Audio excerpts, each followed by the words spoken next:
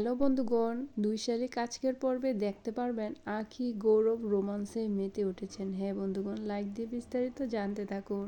আঁখি আজকে একটা গেম খেললো।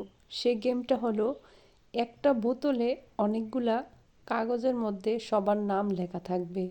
যার যে কাগজ হাতে আসবে তার ভালো দিক খারাপ দিক তুলে ধরবে। সবচেয়ে ইন্টারেস্টিং বিষয় হচ্ছে সবগুলো কাগজের মধ্যে আঁখির নাম।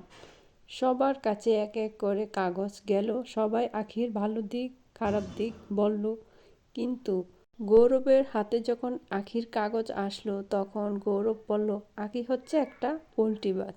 আবার ভালো দিকটা হলো সে সবাইকে অনেক ভালোবাসে।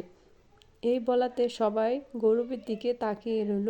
গৌরবের ভাবি কফির সাথে ঘুমের ওষুধ মিশিয়ে খাইয়ে দিল আঁখিকে গৌরবকে।